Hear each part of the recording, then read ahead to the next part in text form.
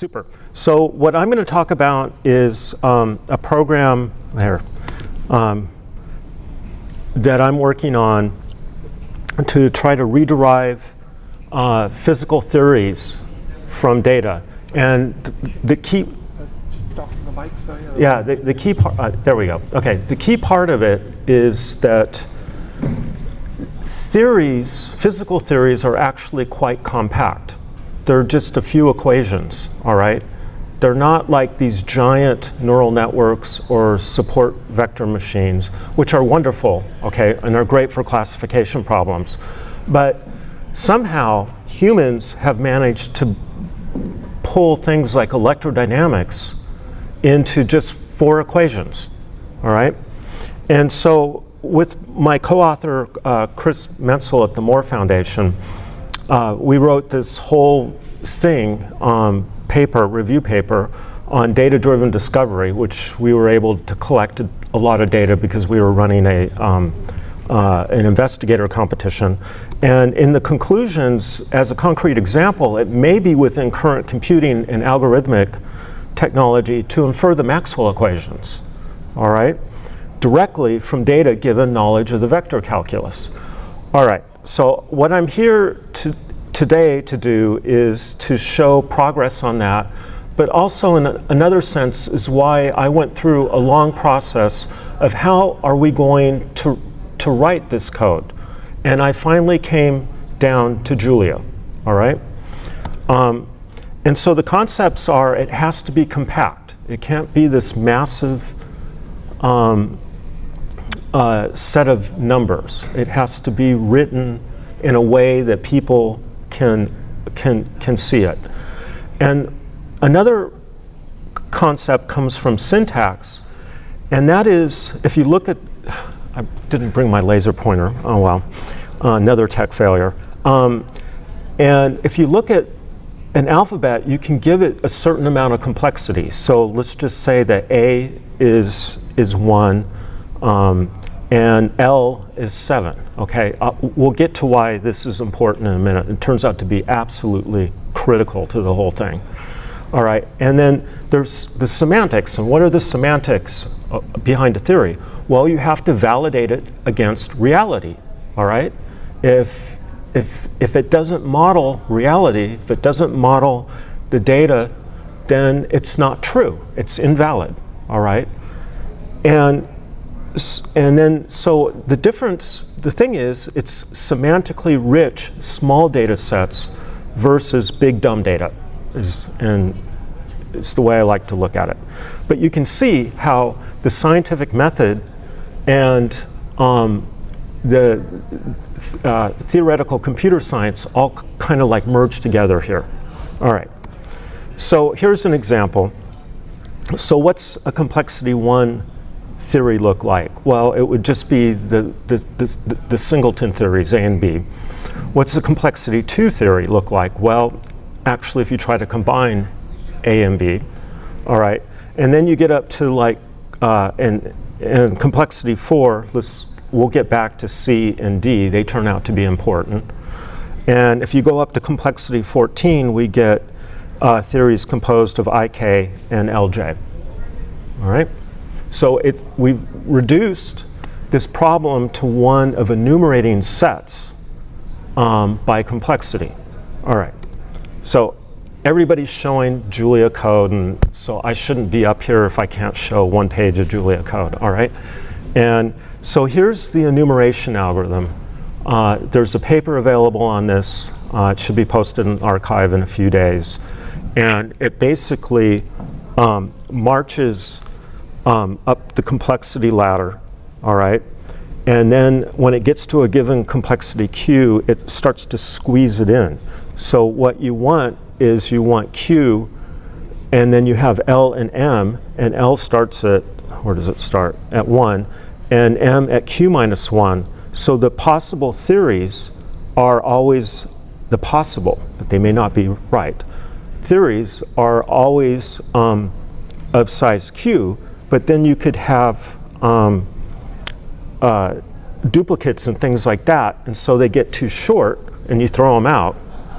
And And there's cases where there's redundancy issues, and you throw those out. But you can see that the whole Julia code, this is it. This is it, all right? It's just very elegant. And then you, at least I think it is. And then you go through the bottom part here, and you ask if it's valid, all right? And one important point is that you actually have to keep invalid theories, okay? And the reason you have to do that is because they may become components of more complicated theories. So if you throw them out, you're throwing out potentially very useful terms, and you won't find the theory. All right, and so Julia turned out to be great for this. All right, so how does it work? So, oh, by the way, it's a Shakespeare's monkey, right? If you give a monkey enough time, it will produce Macbeth, all right? But it turns out to be actually this complexity alphabet thing turns out to be very useful. So the red line, okay, is what if you set the alphabet characters all to 1. So it's just a simple enumeration algorithm, right?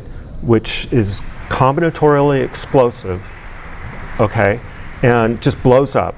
And the algorithm is smart enough that when it finds that it's enumerated the last possible theory, that it just stops, okay? And then the blue line is this algorithm, which is using the complexities to help it, all right? And it's quite fast, okay? And it will eventually blow up, okay? There's just no doubt about it. And I have a student who thinks he has a theorem that shows the impact of complexity on the alphabet runtime. I'm not quite sure I believe this. I can do it for asymptotic cases, but he's a better mathematician than I am. So I said, do it, and we'll see. All right. A point here is that Julia is really quite great at this kind of stuff. And it is just, it gets good, fast code. These runtimes are from this machine, okay? It's just an Intel Core i7, all right? And it runs kind of slowly because it's powered off batteries, okay? And it is doing things in milliseconds, okay? All right, so let me go back to the original problem, the Maxwell equations. And there's a simple virtual experiment. And what this virtual experiment does is it essentially implements the valid function. Okay, so when you're just enumerating sentences, the valid function is just true, okay? But when you're doing physics, the valid function is what the universe tells you is true. Okay, so let's look at a dipole, a radiating dipole, P. I should have put the frequency in, but it's not there. And look at the far field, big P, and look at the E and B fields, all right? And you have to be way far away, otherwise it doesn't work because there's several corrections. And now here's the decoder ring. I was talking about alphabets, A, B, C, D, and so on. But what if A and B are the fields E and B, okay? What if C and D is the divergence of E and B, all right? And if there's no sources other than the radiation, the divergence of E and B are 0. What if, and so on. And if you look at that set, those two sets that I pointed out at the beginning of this talk, I and K and J and L, those are the wave equations of E and B. They are light. And so then what does the valid function become? It becomes just inverting a simple matrix against the data, and it will almost always be singular and fail, right? But sometimes it will succeed, and then you have found a valid theory. And so the whole equations fall out. All right, so there's 2 papers on this. One is published in arXiv. I'm in a little bit of a fight with one of the arXiv moderators on the other one, but that'll get resolved. Not unusual. And so you can look those up. And if anybody wants this talk or the papers, just email me. Okay, why Julia? I have 30 seconds. Okay. The best language since assembly, all right? It really is. And I love the scheme-like semantics. The code is fast, lots of built-in numerics, and metaprogramming is really important because what this code is essentially doing is it's writing Julia programs that are theories of physics. I get a short wish list, okay? I really want good multi-threaded stuff for many core processors. And I know that the creators of Julia are working on that.